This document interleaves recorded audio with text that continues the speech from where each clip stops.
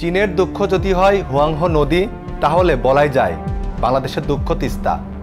নদীটি নিয়ে ভারত বাংলাদেশের সংকট বহুদিনের। সংকট উত্তরণে বাংলাদেশ বারবার তাগাদা দিলেও অগ্রগতি হয়নি একটুও। মোহনা টেলিভিশনের এবারের বিশেষ আয়োজন দেখবেন জনম দুঃখী তিস্তা। আপনাদের সাথে আছি আমি মনিরুল ইসলাম। চলুন দেখে আসি তিস্তার সংকট আসলে কোথায়।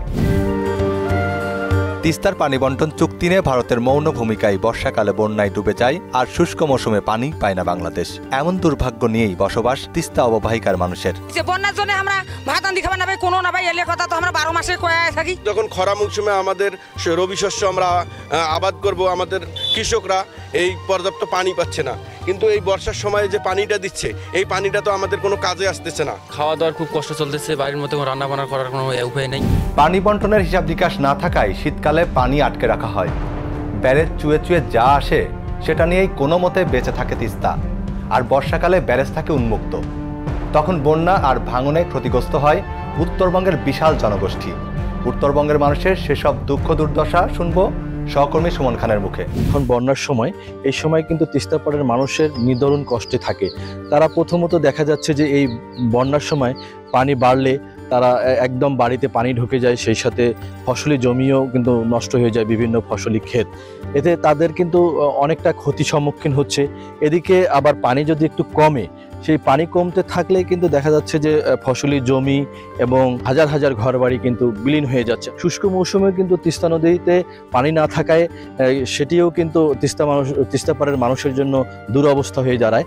সেটি হচ্ছে শুষ্ক মৌসুমে পানি থাকে না, ধুধু বালুচর হয়ে থাকে, সেচ কিন্তু তারা দিতে পারে না। তারা কিন্তু নিজস্ব খরচে শ্যালো মেশিন দিয়ে তারা তিস্তাতে চাষাবাদ করে থাকে। এতে কিন্তু অর্থনৈতিক ক্ষতি হয় কৃষকদের। তবে আমি কৃষক এবং তিস্তাপাড়ের মানুষের যে সাথে কথা বলে আমি জানতে পারছি যে তারা কিন্তু চায় যে তিস্তা নদীর খনন, সেই সাথে বাঁধ, এবং আমি আরও কথা বলেছি অনেকজনের সাথে তিস্তাপাড়ের মানুষের সাথে। তারা কিন্তু বলছেন যে কয়েক বছর থেকে কিন্তু তারা শুনছেন যে তিস্তা মহাপরিকল্পনার কথা, কিন্তু তারা এই আশার বাণীটা শুনে আসছে। 2011 সালে তিস্তার পানি বন্টন আলোর মুখ দেখলেও যুগ পেরোলেও পশ্চিমবঙ্গের মুখ্যমন্ত্রী মমতা বন্দ্যোপাধ্যায়ের বিরোধিতায় তা বাস্তবায়ন হয়নি। এর মাঝে প্রধানমন্ত্রী শেখ হাসিনা একাধিকবার ভারত সফরে গেলেও তা রয়ে গেছে আলোচনার স্তরেই। তিস্তার পানির প্রধান উৎস হিমালয়ের বরফ গলা জল। বৈশ্বিক জীববৈচিত্র্যের নেতিবাচক প্রভাব এড়াতে পারেনি তিস্তাও। উজানে ভারত, তাই ভাটির বাংলাদেশের পানির বন্টনের নিয়ন্ত্রণও তাদের হাতেই। তাই তো ভারত নদীর স্বাভাবিকতা বদলে পানি নিয়ে খেলছে ইচ্ছে মতো। হিমালয় থেকে আসা বিশাল জলরাশির তিস্তা নদীর সীমান্ত পারের আগের চিত্রই বলে দেয় কতটা বৈষম্যের শিকার বাংলাদেশ। ভারতের গজলডোবা বাঁধ এবং সেখান থেকে কৃত্রিম চ্যানেলে পানি প্রত্যাহারের কারণে তিস্তা মরা নদীতে পরিণত হয়, যা আন্তর্জাতিক নদী আইনের সুস্পষ্ট লঙ্ঘন। একটা আন্তর্জাতিক নদী হিসাবে আমাদের উভয়ের এখানে একটা সমঝোতায় আসা অত্যন্ত প্রয়োজন, এবং এই সমঝোতাটা কিন্তু তৈরি হয়ে গেছে। ওয়াটার শেয়ারিং, যেটা ওয়াটার শেয়ারিং তো শীতকালের জন্য, বর্ষায় তো প্রচুর পানি আছে, তো শীতকালে কতটুকু গজলডোবা থেকে ভারত পাবে, কতটুকু আমাদের জন্য থাকবে এবং কতটুকু নদীর জন্য ছেড়ে দিতে হবে। কারণ নদীকে তার মিনিমাম পুরোটা দিতে হবে নদীর প্রাণের জন্য। এর মাঝে গড়িয়েছে অনেক জল, কিন্তু শীতে বাংলাদেশে গড়ায়নি একটুও জল। আলো আধারির এমন দোলাচলে তিস্তা মহাপরিকল্পনায় আগ্রহ দেখায় চীন। চলুন দেখে আসি কি আছে চীনের সেই মহাপরিকল্পনায়। তিস্তার পানি বন্টন নিয়ে ভারতের অনীহার মধ্যেই এই প্রকল্পের অংশীদার হওয়ার আগ্রহ জানায় চীন। তারপর কারিগরি তৎপরতাও চালায় দেশটি। চীনের প্রস্তাবিত প্রকল্পের নাম Teesta river comprehensive management and restoration, যার ব্যয় ধরা হয়েছে 8,210 কোটি টাকা। তিস্তা নিয়ে ইতোমধ্যেই নকশা ও সম্ভাব্যতা যাচাই সম্পন্ন করেছে চীন। চীনের এ মহাপরিকল্পনায় তিস্তার দুই পারে থাকছে 220 কিলোমিটার গাইড বাঁধ। পরিকল্পিত স্যাটেলাইট শহরের পাশাপাশি থাকবে নদী খনন ও শাসন ব্যবস্থা। নেওয়া হবে ভাঙন প্রতিরোধে টেকসই ব্যবস্থাও। পানি সংরক্ষণ করে সেচ প্রকল্প ও মাছ চাষের ব্যবস্থাও থাকবে। পাশাপাশি আধুনিক পর্যটন কেন্দ্র ও সমুদ্র সৈকতের আদলে করা হবে মেরিন ড্রাইভ। সম্প্রতি ভারত সফর করেন প্রধানমন্ত্রী শেখ হাসিনা। এই সফরে ঝুলে থাকা তিস্তা নিয়ে সুখবর মেলে দেশটির পক্ষ থেকে। ভাবা হচ্ছে নানান ইস্যুতে প্রতিদ্বন্দ্বী দেশটির এগিয়ে আসাটাই যেন সাপে বর অবস্থা বাংলাদেশের, আর এটি বাংলাদেশের সামনে নতুন চ্যালেঞ্জ।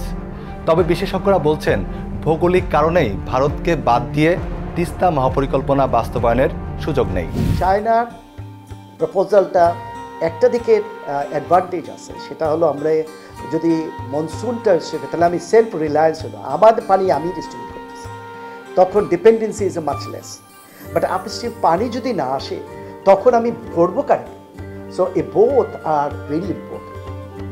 এইটা সুদবিহীন ব্যাংকিংয়ের আত্মশুদ্ধির পথ এনআরবিসি ব্যাংকের ইসলামিক ব্যাংকিং আল আমিন। মানে আপনি একটা বাদে দুটাও কমপ্লিমেন্টারি, একটা দুটা আমরা একসাথে নিতে পারি। It's much more healthy institute of we go one. একদিকে ভারত, অন্যদিকে চীন, কি করবে বাংলাদেশ? তবে দুদেশের এমন টানাটানিকে রেশার শীষে বলতে নারাজ নিরাপত্তা বিশ্লেষক ইশফাক ইলাহি চৌধুরী। এটিকে প্রতিযোগিতা হিসেবেই দেখছেন তিনি। তবে প্রকল্প দ্বিপাক্ষিক নয়, একাধিক পক্ষের অংশীদারিত্ব চান তিনি। একটা ম্যাসিভ প্রজেক্ট হবে, একটা অনেক বড় প্রজেক্ট হবে। এখানে আমার মতে কেবলমাত্র ভারত ও চীনের মধ্যে সীমাবদ্ধ না রেখে বিশ্বের আরও যারা এ ব্যাপারে অনেক বেশি এক্সপিরিয়েন্স আছে, এখন আমরা ওয়ার্ল্ড ব্যাংককে, IMF-কে, এশিয়ান ডেভেলপমেন্ট ব্যাংক, এদেরকেও আমি মনে করি জড়ানো উচিত এবং সব থেকে ভালো যে অর্থনৈতিক প্রপোজাল যেখান থেকে পাবো সেটাই আমাদের গ্রহণ করা উচিত। অনেকে হয়তো এটাকে বলছেন যে একটা রেশারেশি বা দ্বন্দ্ব, আমি ঠিক দ্বন্দ্ব দেখছি না, আমি এটাকে একটা প্রতিযোগিতা দেখছি এবং আমি এই প্রতিযোগিতাকে পজিটিভ সাইডে এইভাবে নিচ্ছি, উভয় দেশই মনে করছে বাংলাদেশ তাদের জন্য ইম্পর্টেন্ট, সেই জন্যই তো এই ব্যাপারে আগ্রহ দেখিয়েছে। প্রধানমন্ত্রী ঠিকই বলেছেন যে আমরা এই মুহূর্তে কাউকে কমিট করছি না, কিন্তু আমরা উভয়ের প্রপোজাল দেখে এটা বাংলাদেশের জন্য সবথেকে ভালো যেটা হবে সেটা আমরা গ্রহণ করব। প্রকল্পটি কেমন হওয়া উচিত তার আদ্যপান্ত জানালেন পানি বিশেষজ্ঞ doctor Ahmedul Hasan. Win win situation, তার জন্য উইন কি, আমার জন্য উইন কি, এই situation both party can agreed upon the distribution of water, that will be most sustainable. শুধুমাত্র ওয়াটার না, আমাদের সব কিছু মিলেই আমরা কি চাচ্ছি, ওরা আমাদের কাছে কী চায়, ওদের কি উপকার হতে পারে, আমরা কীভাবে বেনিফিটেড হতে পারি, টোটাল ফিগারের সাথে আমাদের চিঠিটা হওয়া উচিত। কয়েকদিন আগেই চীন থেকে ফিরলেন প্রধানমন্ত্রী শেখ হাসিনা। উত্তরবঙ্গের মানুষ আশায় বুক বেঁধেছিল তিস্তা নিয়ে হয়তো কোনো সুখবর আসবে, কিন্তু তিস্তা নিয়ে দেশটির সঙ্গে সুনির্দিষ্ট কোনো আলোচনাই হয়নি। তাই বলাই যায় তিস্তা মহাপরিকল্পনায় আপাতত কোনো সুখবর পাচ্ছে না উত্তরবঙ্গের মানুষ। এর মাঝে আবার মমতা ব্যানার্জির সেই স্বভাবসুলভ বাগড়া। শুধু তিস্তারই নয়, ফারাক্কা চুক্তি নবায়নেরও ঘোর বিরোধী মমতা। মেন পার্টি হচ্ছে আমরা, কিন্তু যখন এগ্রিমেন্ট বা কথা যেটা হলো আলোচনা বাংলাদেশ এবং ইন্ডিয়ার প্রধানমন্ত্রীর সাথে, আমাদের কাউকে জানানো হলো না, খুব আনফরচুনেট। আবার বলছে তিস্তার জলও দিল, তিস্তায় জল আছে তাই দেবে, তাতে উত্তরবঙ্গের একটা লোক খাওয়ার জলও পাবে না। বর্ষার জল দেখে যেন বৃষ্টির জলের কথা আমরা না ভাবি। আমাদের না জানিয়ে আবার বলছে আবার ফারাক্কা চুক্তি রিনিউ করবে এবং বিহার অফিসে যায়। ডক্টর আহমেদুল হাসান মনে করছেন নিজেদের ন্যায্যতা রক্ষা করে আলোচনা পানিকেন্দ্রিক নয়, সামগ্রিক বিষয় নিয়েই দেনদরবার করা উচিত। একটা ইন্টারভেনশন দরকার, জানে আমাদের এই বোথ ড্রাই সিজন অ্যান্ড মনসুনে সবসময় পানিটা যেন যতটুকু আমাদের ডিমান্ড ইকোসিস্টেমের জন্য, সোসাইটির জন্য, সেটা যেন ফুলফিল করতে পারি। আমাদের বাংলাদেশে তো ফ্ল্যাট হিলি রিজন না, যেখানে আমরা স্টোর করতে পারি অনেক পানি, মানে পরিমাণ আমরা করতে পারবো। নর্থ বেঙ্গলে কিছু টোপোগ্রাফি আছে, we can build some dykes, we can store water in the monsoon so that in the dry সিজনে আস্তে আস্তে পানি রিলিজ করতে পারি। আলো আধারির এমন দোলাচলের খেলায় কি সিদ্ধান্ত নেবে বাংলাদেশ, ভারত নাকি চীন? জবাব দিলেন পররাষ্ট্রমন্ত্রী ডক্টর হাসান মাহমুদ। ভারত একটা টেকনিক্যাল টিমও পাঠাবে মর্মে আমাদেরকে জানিয়েছে। আমাদের টেকনিক্যাল টিমের সাথে তারা যৌথভাবে সেখানে সমীক্ষা করে কী করা প্রয়োজন সেটা নির্ধারণ করবে। তো যেহেতু দুই দেশের যৌথ নদী এবং অপর দেশ যার সাথে আমাদের সেই যৌথ নদী, তাদের প্রস্তাব আছে, সুতরাং আমাদেরকে প্রথমে সেই প্রস্তাবটা বিবেচনা করতে হবে।